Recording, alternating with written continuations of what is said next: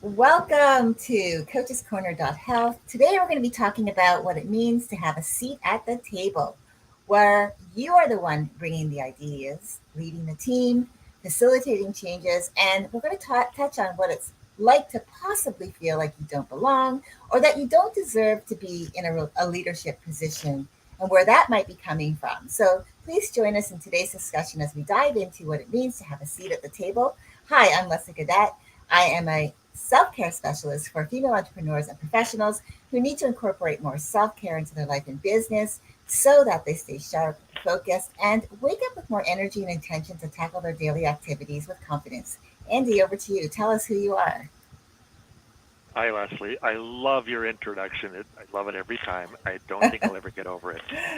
Thank you very much. I am Andy Lidstone. I'm the unconditional coach. I talk about boundaries. I help people with control issues.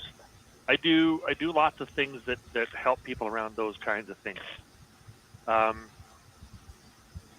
Today's discussion is near and dear to my heart because this is a thought that I've had often throughout my life, and only have recently, gotten to the point where I can accept sitting at the table, accept having a seat at the table. Um, so yeah, I'd like to know your experiences with this first. Let's start there, Leslie. Yeah, let's talk about that because having a seat at the table for me is always I've thought of it as a leadership position. Yes. So having that responsibility of maybe leading a team or maybe just leading in ideas, like being that person who's in a room, in a group of people, and we're going around the table and we're giving our input around an idea or around something that's coming up within a company environment. And so for me, being in this position that I'm currently in as a contractor for a law firm, I work as a paralegal and I contract out my services to a law firm in California. And what I've come to find is I'm now sitting in a leadership role because I am now leading the team of paralegals to make sure that they are on track. They're making sure that they have everything that they need. But what does that mean for me? Because I could either be sitting in that leadership position thinking I don't belong in that position because just having insecurities around it, or I can be confident that in my own abilities over time, because I have gathered this knowledge base, that I have these skill sets that I've cultivated over the past 4 decades, that I'm able to lead in this role in a different capacity, bringing in my coaching as well as my abilities in that environment. And so for me, that's what it has meant to me, having that seat at the table and being someone who can be looked to for guidance, for answers. But also on the flip side to that, for me, it's not just about me leading someone and telling them what to do, where to go, and how to do something, but it's also being open to accepting their input, their ideas, and really is helping them to grow themselves. So yeah, for me, that's what it's been. Yeah, yeah, I agree. And having a seat at the table is about leadership for me as well. Um, and for me, a seat at the table means I'm a leader among other leaders. Um, I'm I'm I'm maybe leading a bunch of other leaders, or I might be just leading my own team and sitting around with a bunch of other leaders, like not sitting around, but hanging out with and interacting with other leaders, either in my own company or in my own industry or something like that. And for me, for the longest time, for the majority of my adult life, I didn't feel I deserved to be among the leadership. Didn't feel I deserved to be among those who make decisions and who decide, the direction of what we're doing or anything like that. It wasn't until 2020, actually, until you and I met for the first time, that I decided, wait a minute, I'm going to start a thing of my own, and become a leader in that sense. And even then, if you recall, that first year, I was really shy about the leadership position, even in that group.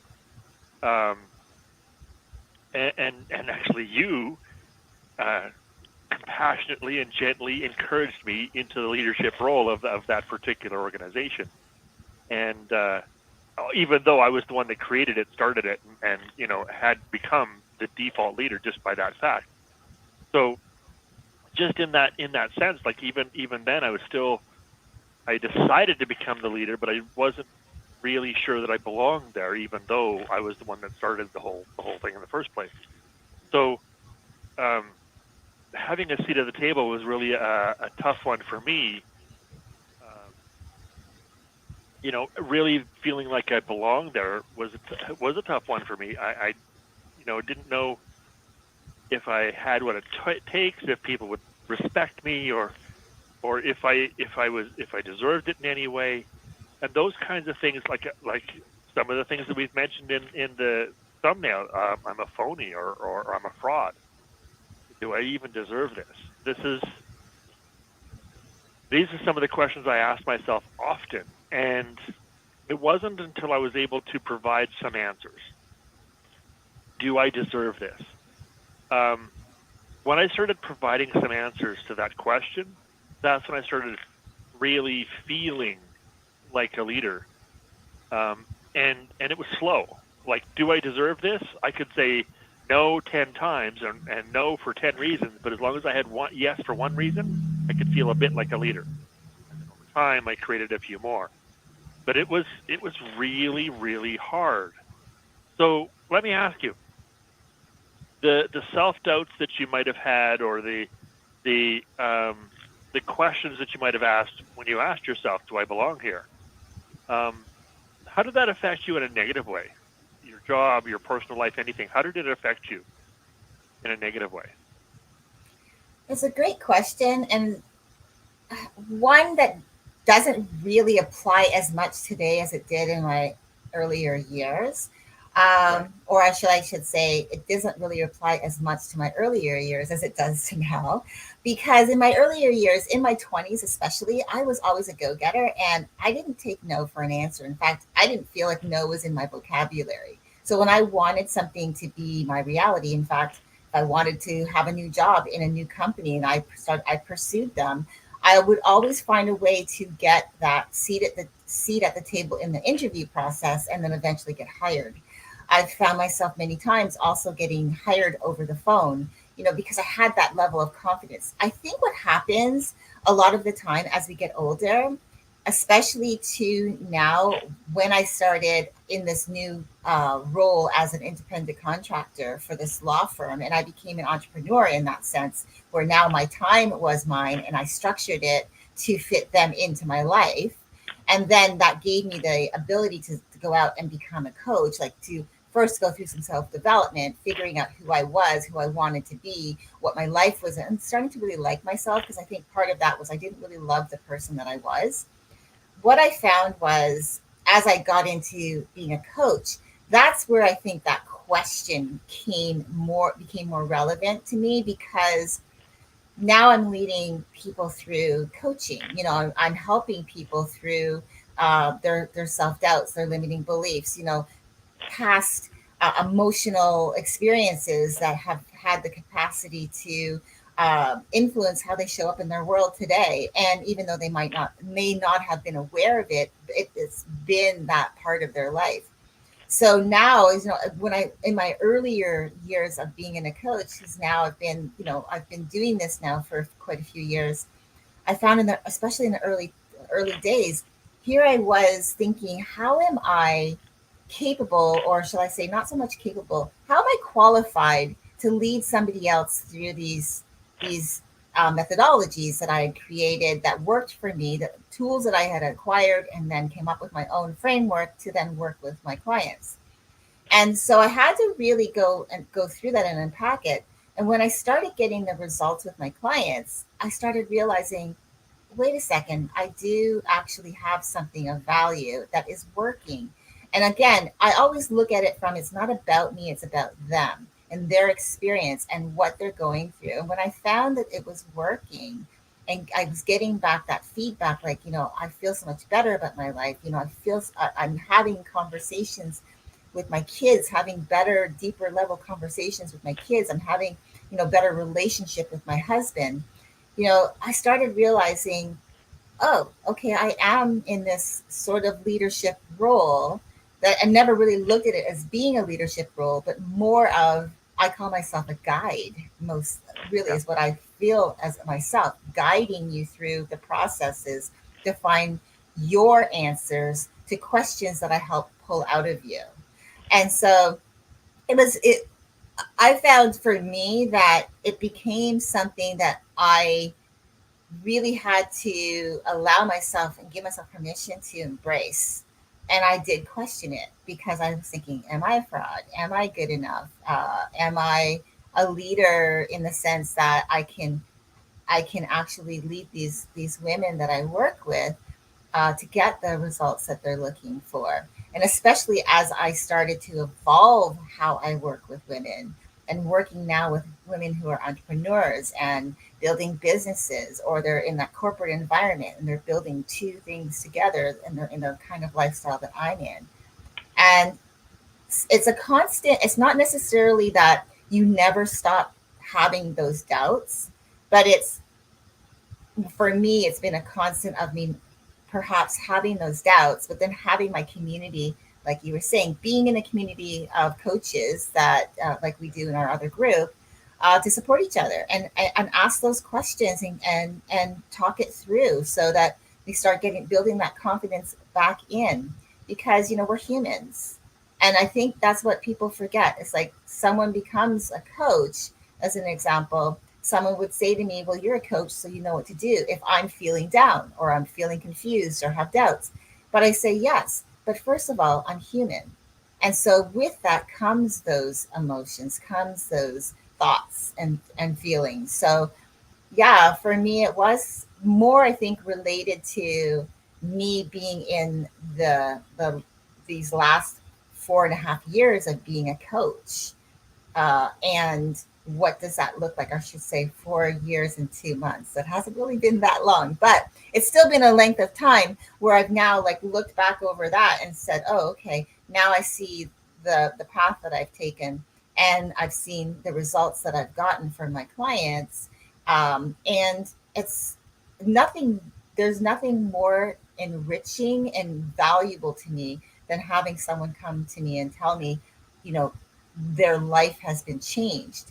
But I always let them know it's because they did the work for themselves and it's about them changing their lives. So, yeah, that leadership role for me became really important to, when I have those questions of doubt, is to have my team, my people like you and the other people that we have in our coaching communities to support me to get through that. Yeah.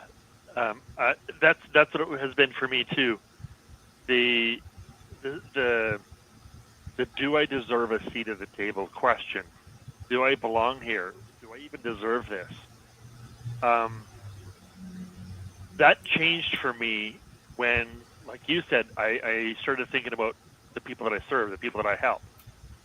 Um, even in my jobs, like I had a lot of doubts because I was turned down for many jobs for silly reasons, like you have long hair, we can't hire you, or yes, you have lots of experience, but we don't want somebody with too much experience, or things like that. And so I had a lot of self doubt even in my corporate career, just because I I was often overlooked for things for silly reasons, not things that were at all reasonable or relevant to the job. Um, Mhm. so I had a lot of self doubts. Yet whenever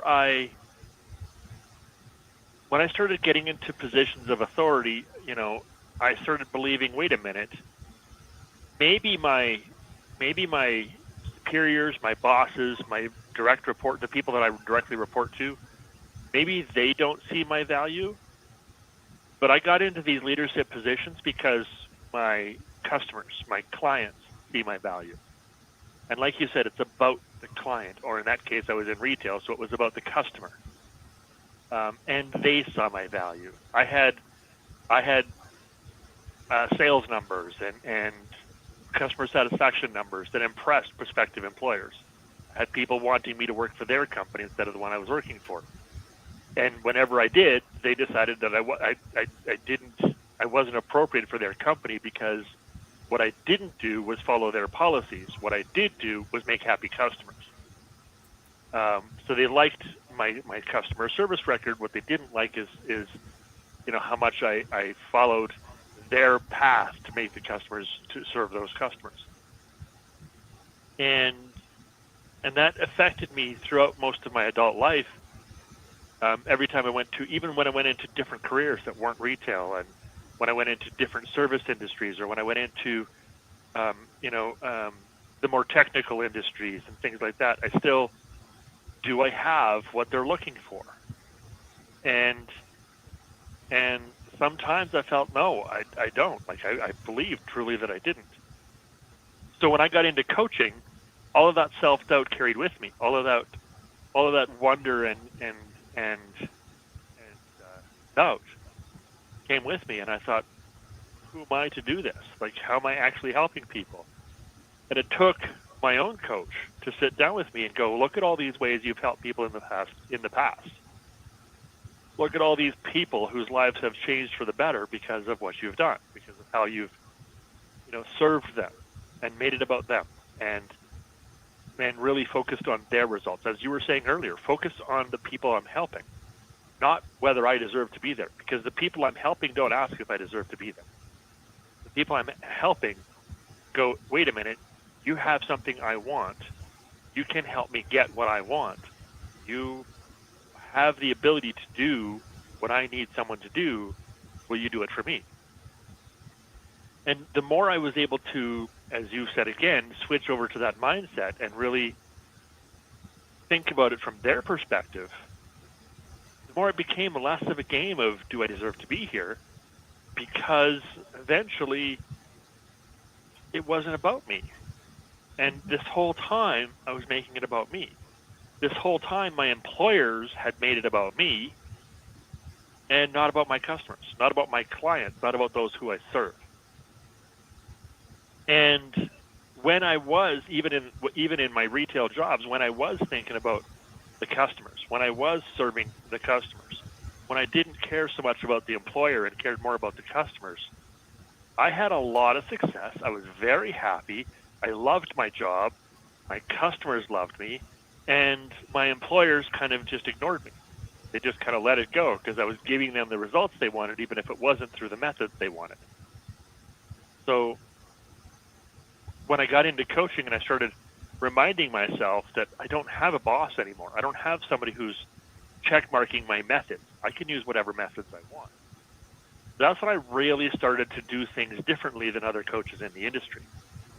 That's when I really started to do things differently than I was instructed to do things.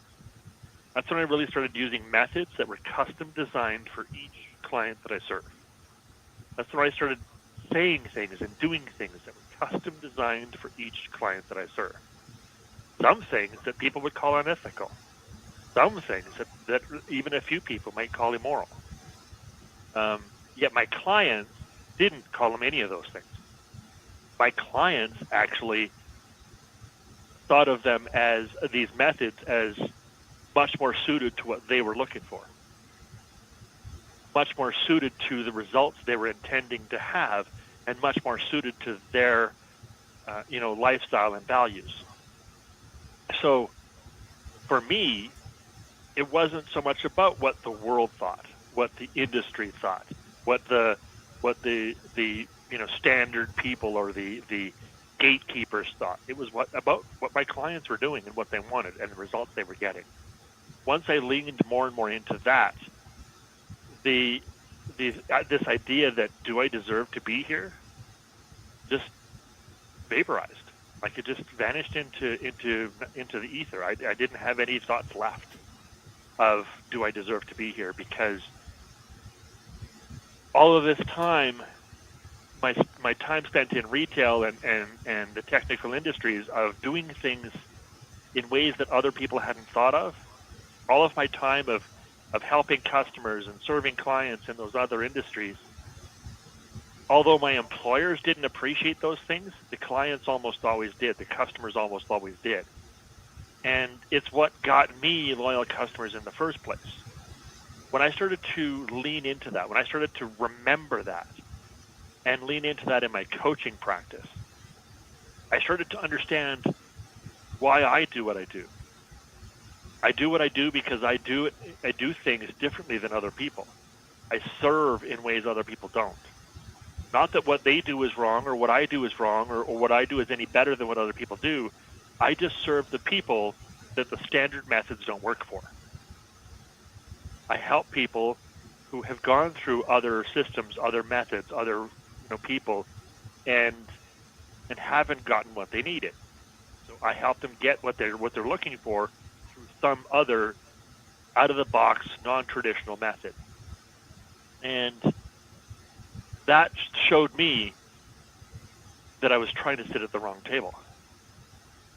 I was trying to hang out with the wrong people, the people who didn't match what I do.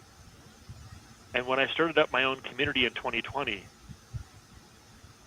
I still had those self-doubts because I wondered how I was going to find the people who think like I think, who do what I do, and who want what I want.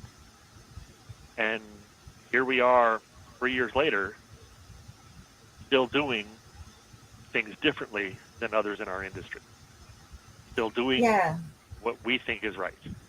Yeah, and one of the things I wanted to to piggyback on to that was, for me, like, the true testament to show a leader is not when they don't make it about themselves. There's a lot of people out there who are in those positions who want you to do everything that they say the way they say to do it. But I think when you can allow, especially when you're in a position like you were in the industries that you're in, and you're leading a team, and allowing your team members to, like, they're not leading the team, but you are, but you're allowing yourself to, first of all, be open to listening, and allowing them to bring a new perspective, a new idea. And sometimes if you're stuck in that fixed mindset, things don't change. And so I like how you said that. But I also did want to also touch on how you talked about the client in the coaching world for you, and how you've custom designed your coaching packages around that. And I think that's important to recognize as a leader. You've seen that it's not about everyone fits into the same box, because we don't. We're individual for a reason. And I've been saying this, and you've been saying this for a long time, that we are individual, and it's okay to be different, and we don't have to do things the same way as everybody else. So I will push back on that whole idea that there is a one size fits all, because there isn't. When it comes to leadership, for me, it's about allowing myself to bring my ideas to the table and have them countered with something else, to have somebody else say, hey, I like that, but what if we add this? And having that conversation, that flow, right? So to me, that's part of what being a leader is. And having that seat at the table, that's part of the responsibility. But I also think too, if we step it back and we think about how people feel, like you were saying, you felt very uncertain when you started stepping out into entrepreneurial world as a coach, and wanting to start your own communities with other people like yourself who thought similar. Of course, we're not going to think the same, but thought similar. They Right. wanted similar differences. They wanted to approach things not the cookie cutter way, but their own way. um, I want to talk about that because that's something I think I've struggled with in the past, and uh, I'm sure our audience probably has as well. That you're in a room, but you question yourself if you actually belong in that room. And for women, as especially in a male-dominated still world that we live in a lot of the industries, I often felt like, is my seat at the table a seat that they have uh, given to me as a token of appreciation, or is it I've actually earned that I belong there? And I started questioning myself around that. Why was I thinking that way? Why did I feel I didn't belong in a certain room? And I realized it was just because I didn't believe in myself. And I think that's where it happens for a lot of people. When they start questioning, do I belong? Do I actually deserve to do what I'm doing? It's because we're questioning ourselves if we're good enough. And especially as a woman and a woman of color, I'm also a minority. Um, I've had to also think about that in the equation. And I know things are changing.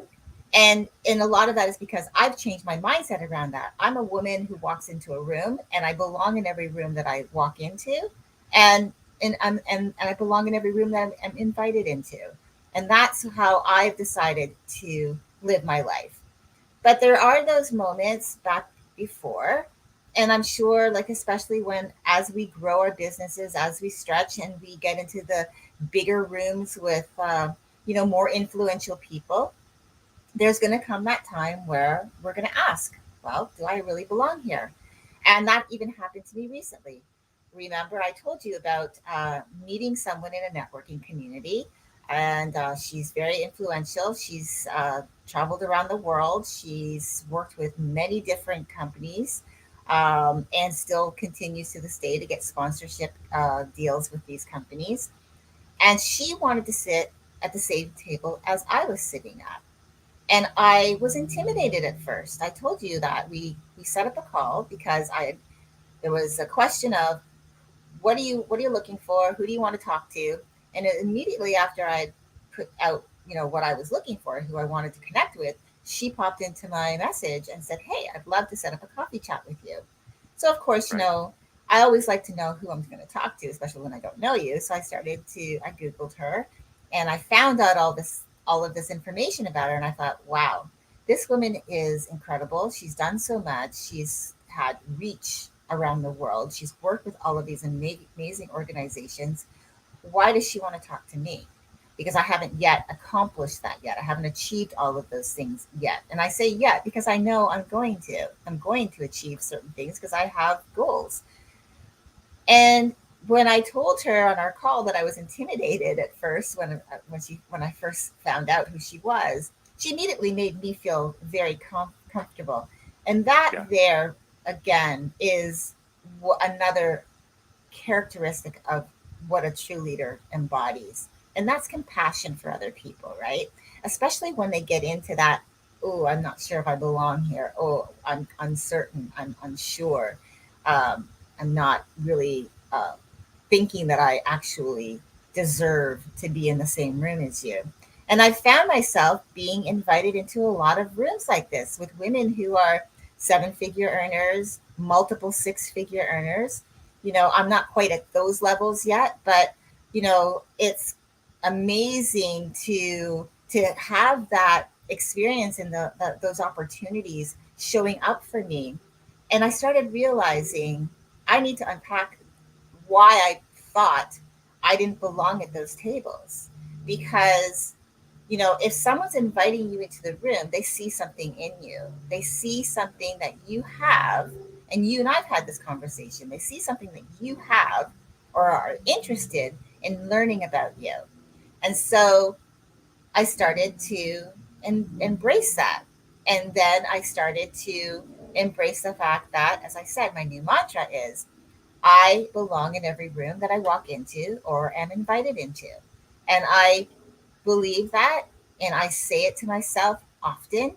And it's something that I want to continue embodying as part of my truth. And I believe that everyone should have something that helps keep them motivated so that when they get to those tables that they're invited to sit at, those rooms that they're invited to go into, those those programs, or those, I should say, those organizations that want them to come and sit around the table and give their ideas, is for them to feel like to tap into a moment in their life when they felt the most confident and be able to just tap into that. And I think that's why when I was saying to you earlier that in my 20s, I was go, go, go. If I wanted something, I went after it. And then into my 30s and even into my 40s, I still was able to get jobs over the phone because Yep. we've moved. My husband and I have lived in different parts of Canada, different parts of the US. We lived in Mexico for twice for a few months at a time. And that's because we've decided that's the lifestyle we're going to live. But I knew if I had the confidence to do that, then I can do anything. But I had to actually remind myself of that. So I just wanted to to just point out, I really loved that you brought that into play around, you know, making it about the client, the customer, uh, what's in it for them always, making sure that they have the best experience, because I think it's the experience that will always make a person feel good, especially if it's a good experience. Will be that one thing that will say, yes, I was guided by Leslie through this, or I was guided by Andy through this, and it was so helpful. So I love that you brought that up. Yeah. And and to what you were saying about um, really just loving the experience of it, or what you were saying about serving the people that you're there for, or moving around from country to country and place to place, and being able to get things over the phone. The confidence you were speaking to, um, for me, I felt that when I remembered one of two things.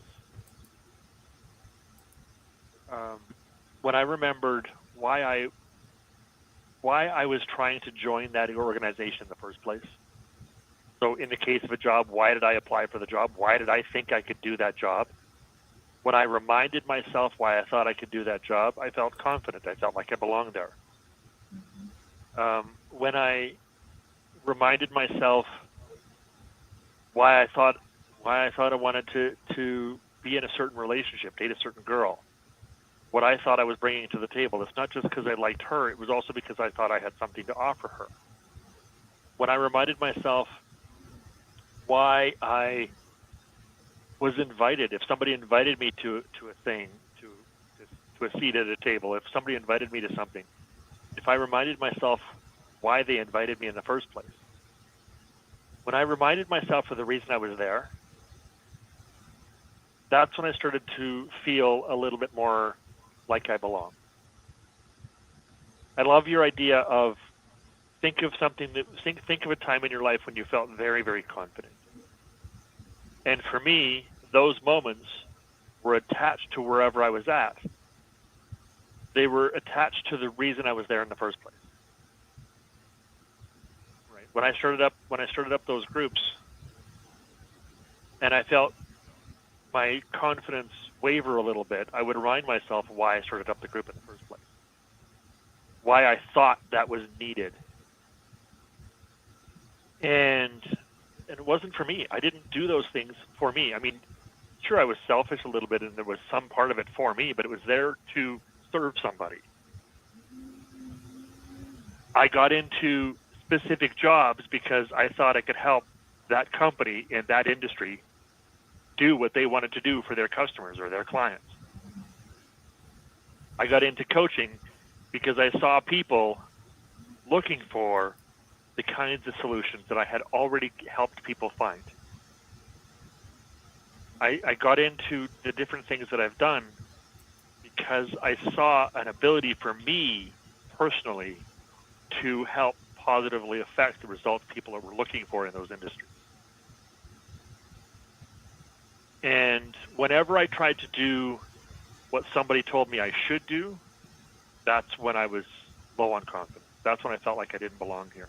That's when I felt like my seat at the table was in jeopardy, because I would walk up, I would sit at my desk, or I would sit at the table, and I would sit down or get on a call or meet somebody and think they have a label that they've got this on this seat.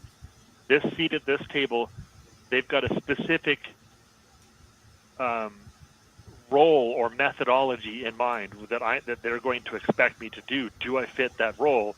my confidence would waver every time. But when I walked up to that spot and I sat at that table and said, I've never sat at this table before. Nobody like me has ever sat at this table before. Sure, there might be a label already on this chair, but that's only because I haven't sat in it yet. When I sit in it and I do what only I can do, that label will change. And the company, the client, the customer that recognizes that I'm in that chair and that what I do matters and what I do will give them what they're looking for, I won't have to worry about whether or not I belong anymore because nobody else can do what I do. Nobody else can serve the way I serve. Nobody else can help the way I help. That doesn't mean that the people that I help can't get help somewhere else. They could, just not the help I give.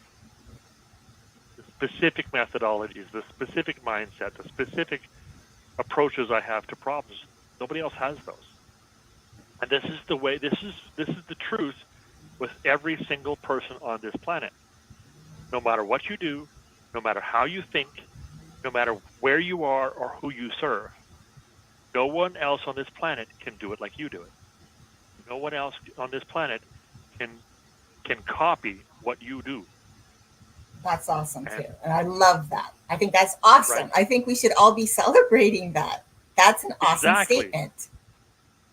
right, exactly, and that's the point. That's exactly the point. Nobody else on this planet can do what you do, and there's two truths that go with that. Most of the people on this planet don't need what you have. Mm-hmm. So great, out of 8 billion people, I can't serve 7.75 billion of them. But that still leaves quite a few people that I can help. That still leaves a large pool of people that I can help. Let's not try and help every one of them.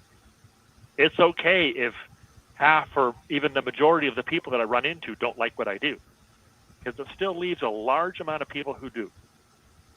So that's what helped me lean into my seat at the table. I have a seat at the table because there are 3 or 12 or 50 other people at that table who serve the people I don't serve. There are other people who help the people I don't help. There are other people who serve the customers I don't serve. My first lesson in this was one of my first retail jobs. There was me and one other staff member who were recognized as the top salesman in the company, and we hated each other. I hated his methods. He hated my methods. His customers hated my customers and vice versa. What he did, I thought was unethical. What I did, he thought was unethical. And it wasn't until a couple of years after I left that job that I realized, wait a minute, that was on purpose. I don't serve his customers. He doesn't serve my customers. We can't. What I do, he can't do. What he does, I can't do. Great. There are customers that want both of those things. And then I expanded that. There are customers, there are clients, there are people who want hundreds of things that I don't have. Great. I'm not here to serve the entire planet. I'm here to serve my little piece of it. Whether that's 3 people or whether that's 3 million people, I'm here to serve my little piece of it. So let's go and do that. That isn't about, do I deserve to lead the entire team? It just means, do I deserve a seat at the table? Yeah, I deserve a seat at the table with a bunch of other people who are also serving the people I don't serve. Yeah. That's what helped me get past that. Yeah, and I think that also you can still be at the same table as people Yes. in your industry who serve the same people that you do. But again, like you pointed out, we are individual. So we all have our own experiences, we all have our own methodology, we all have our own framework, we have our own approach to things. And that's great. I think that's amazing because for Yep. me, I think it'd be a pretty boring place if we all were the same and we all did the same things and we all spoke the same and we all dressed the same. There was no room for any flavor. Like, we're all like this. I would like to say it's like this big pot of stew. Everybody, I know it's kind of like a weird term reference, but we're this all these ingredients in this recipe, and we all have, like, we're all adding our own flavor to this recipe that we're all cooking, and we're Yes. helping everybody in the way we do things. So I want to talk a little bit, and I just, although I went off on a tangent on the recipe thing, it just kind of came to mind. But I want I to talk love a it. I little. love it. I want to talk a little bit now. We've talked about like our experiences. I want to talk about what your thoughts are behind, like, is there programming? Because as, growing up, I'll just give this as an example. Growing up, as a young girl, I felt like I had to fight tooth and nail for everything I got. Because I grew up poor. I grew up in social housing. I was the daughter of a mother who was white, a father who was black back, and I was born in 1963. So it was like, it was still during the civil rights movement. Yep. And so everything that I started to, and I grew up in Canada. I didn't grow up in the US. I was born in the US, but I grew up in Canada. It was a little bit different experience for me in that. But growing up, I felt like, I loved school. I loved to learn. I still love learning. I applied myself. And I wanted to talk about like how, when you're young like that, and in the beginning, I think a lot of us will start out like, oh, I'm so, I have these big dreams. You dream big. I mean, you ask kids what they want to do, they want to do with their life, what they want to be when they grow up, and they've got these huge, crazy ideas, which I think Yep. are fantastic. But, but over time, as we get older, we go through school, we get people talking to us, counselors, our peers, people who are older than us, and they're trying to guide us into positioning ourselves in life. Where I think probably where some of us, if we have that type of environment where leadership is encouraged, that could be helpful for those, because I know a lot of people who had that. They grew up to not only having that leadership encouragement from when they were young, but now they've gone on to become, leaders in their community, and they're as coaches. They're extremely successful. But then you get people who might have been like myself, who I wasn't really, not that I wasn't discouraged from going after my life, but the encouragement was just about getting my education, but only going so far in school. I got my grade 12. I didn't take I didn't take any college courses until much later when it was industry focused. But uh, I ended up, I knew that my generation expectation was I needed to get a job right out of high school so that I could help support the family. So there was no push, there was no guidance on how to either feel like you have that seat at the table. So I had to go out and figure that out on my own. So when you have, let's say, trauma, because I had a lot of trauma growing up, and you now are going out into the world and you're trying to find your place, and you don't have really that anything positive as a positive role model, you know that in the question that you put in the description was, is there programming getting in the way of us going out after our dreams, of going into those rooms confidently, believing that we belong there? So I wanted to ask you that question. Yeah. Yeah. There is a lot of programming. For me, the programming was um, similar to a lot of other guys. And whereas you mentioned that as a woman, you've always had to kind of fight against the men and the positions that men have, to get anywhere, and I've had to fight the stereotypes. I've had to fight the demands and expectations. Starting as a child, I was a small and sickly child, and my dad was your classic outdoorsman redneck kind of guy. He was always fishing. He was always hunting. He worked in the oil field. He was called Tiny. That was his nickname, and not because he was small. He was a very large and very aggressive kind of a guy, which is where he got the name Tiny. Um, so when he was, when I was growing up, he was always trying to take us out hunting, and my brother and I out hunting or out fishing. Half the time, not half the time, 90% of the time, I was sick, I was weak, I was not able to do the things that he wanted me to do. I couldn't help him even in the renovations that he was doing around the home or around the yard. I just didn't live up to his expectations. I was not the strong and powerful type that he was growing up, and it really bothered him. He felt like he was failing as a father in not helping me to grow up, strong and independent.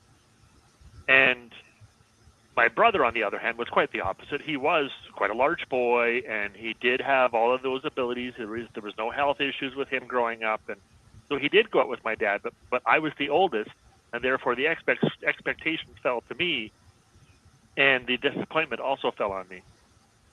Even though my brother could do those things, it wasn't enough because he wasn't the oldest. He wasn't the one that my dad expected it from. So my brother and I both experienced this not deserving to be there kind of a thing. Even though my brother could do all the things, he wasn't the oldest, therefore he didn't deserve it.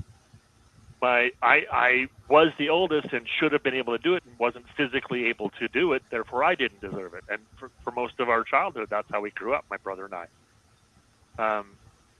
My sister grew up as daddy's little girl, but that came with its own baggage and its own consequences, right? So a lot. This is the experience a lot of boys have, a lot of young men have, is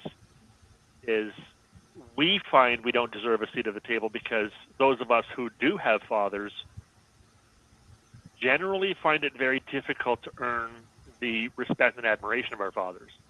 It was never the normal thing to do for fathers to acknowledge and be proud of their sons. Daughters, yes, but sons, much more difficult. So, and it's always been that case. It's changing now, but it's always been that case. I couldn't imagine what it's like for mothers to raise sons on their own without any fathers present.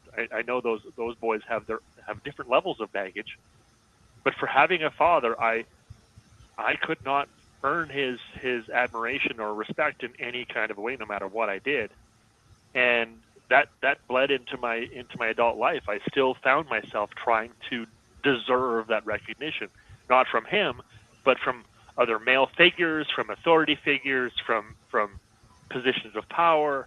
So when I started getting into some of those positions, one of my first goals was to recognize, be proud of, and acknowledge the contributions of those who came with me. One of my main goals, as a matter of fact, one of the things that I do for my clients isn't actually to help them solve their problems. One of my main methods is to help them recognize the problems they've already solved. Like, you're struggling to solve this problem that you solved 6 years ago. You're struggling to acknowledge this thing that you've done 10 years ago. This thing that you keep thinking you're struggling with, that hasn't been an issue for a long time. Why are you still struggling with it? So a lot of the work that I do is helping people to acknowledge what they've already done, so that they can then focus their remaining attention on the problems that still remain, because they've been splitting their attention up between all of these problems when most of them aren't even there anymore. So this is something that I got from growing up, but it took me a long time to recognize that that's actually a good thing. That recognizing what we have, what we already have, is actually, that's where most of the battle lies for a lot of people. So for me, having a seat at the table was not even about me or my seat. It was about, for a lot of the time, the other seats at the table. I would be including other people, in other leaders in the organizations that I was a part of. I would be including other coaches in the industries or in the groups that I was a part of. I would be helping us all to really see, wait a minute, I already have what I wanted in this area and this area and this area. Sure, the money is not there yet, but the money is the final indicator. Like, it's the last step in the puzzle.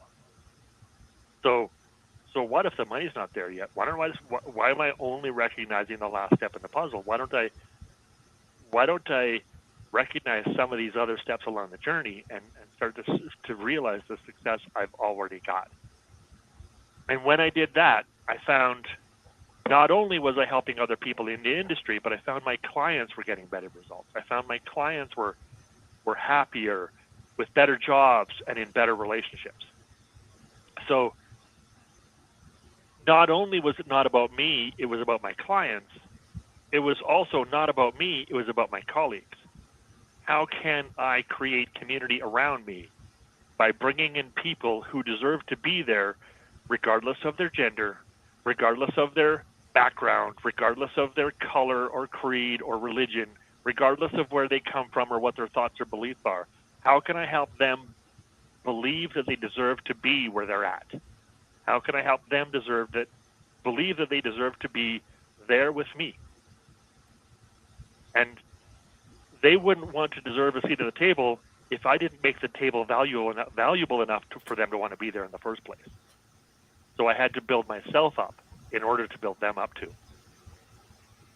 Yeah, and it is about doing the work, right? And we've talked about this. It's the inner work because I think that's where all the gold lies within each and every one of us is to do the inner work. It's asking the questions about our lives, like the things that are influencing us today that have come from our past, based on our past. Why are we allowing those things to drive us to show up or not show up, to how we speak, how we interact with others or not, how we stop ourselves from going after our goals out of those fears, right? Based on Yep. the past. You know, the past is there for a reason. It's there to show you a journey that you've been on. Yep. And it's there to help you to figure out what worked, what didn't work, what you liked, what you don't like, helps you to then decide what you want. I think that is one of the biggest lessons learned for me is when I took a dive back into my own past and looked at my story, I realized that number one, we all write our stories. Every single day we are opening up a new chapter. Every single day we wake up and we go out into the world and we're writing a new chapter to our book.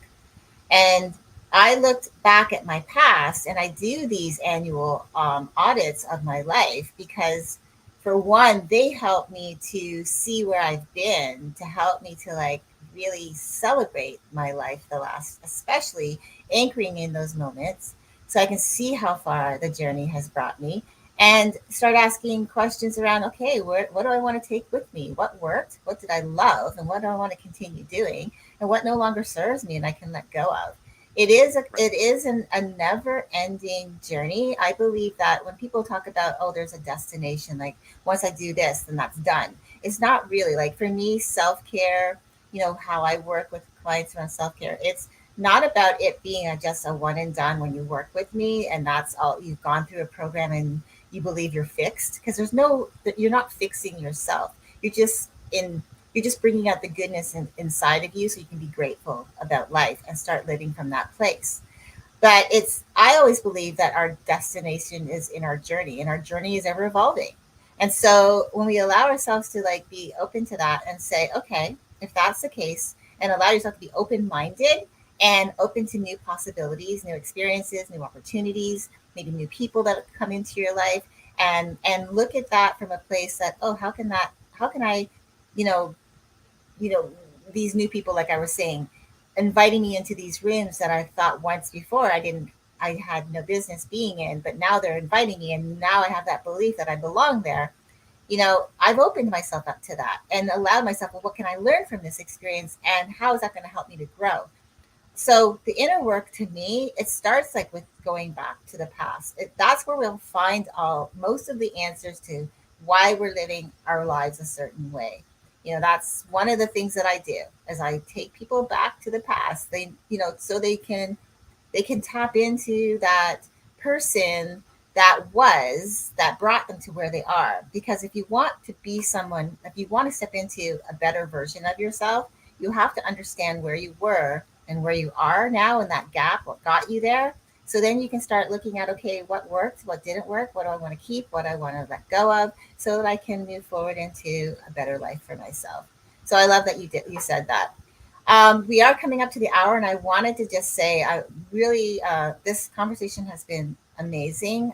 Thank you, Andy. I love it because it's bringing awareness to the fact that we are individuals and we all belong in any room that we walk into, regardless of the the money we make, the color of our skin, our gender, our beliefs. We can walk into any room and belong there because what we're doing is we're bringing a new perspective, a new idea into an idea that's already been formed, but it allows for conversation. It allows people to like talk about, oh, this is what life was. This is what the idea I had. And when you open yourself up to someone else coming in saying, well, this is my thought process. This is my idea around what you're thinking of doing. And if you're open to that, it allows for the conversation to get bigger and better. And you might figure something even more spectacular as part of that conversation that will come from that. So yeah, I love that you that we've had this conversation today. I want to thank you. We also had someone that's been following us the entire conversation. I want to say thank you, Faith, for sticking around. We've enjoyed having you here. Um, and your comments, and definitely think that it's important this conversation that we recognize that we belong where we are, you know, wherever we give up, wherever we decide to go, wherever whatever we decide to do, uh, you know, we can do that. And if it's a leadership role, it's just remembering leadership is not just about you telling people what to do and how to do it. It's also learning to listen and allow other people to have a perspective, to give have that conversation, to flesh out an idea and see where that goes. Yeah, yeah, yeah. Again, thank you, Faith, for following us, and thank you, Leslie, for this conversation. It, as always, has been a wonderful conversation. I love these conversations that you and I have. I love the people we serve and our audience. Thank you for watching us. And as always, if you like this content, please subscribe to the channel so you get more of it. You get alerts when we go live every Saturday morning, and and like the video, because that tells YouTube that there are other people like you who might want to watch this video. If this has been useful to you, share it around to someone else you might know, or just leave some comments and let us know that this has been what this experience has been like for you. Help us to understand what you want, and if there's something else you'd like us to talk about, let us know. We want to hear from you. Thank you so much. Thank you, Leslie. I very much appreciate these conversations, as I always have. And yeah, we're in our third year, as you've mentioned before, and this is incredible. Yeah. I'm It's looking forward to many more years of this, and many more videos, and serving many more people. yes. Thank you, everybody. Yeah. This has been wonderful. Have yourself a good weekend, and we'll look forward to seeing you next week. Thank you. Yes, we'll see you next week where I'll be here at 10 a.m. Eastern. And thank you again for tuning in. See you soon.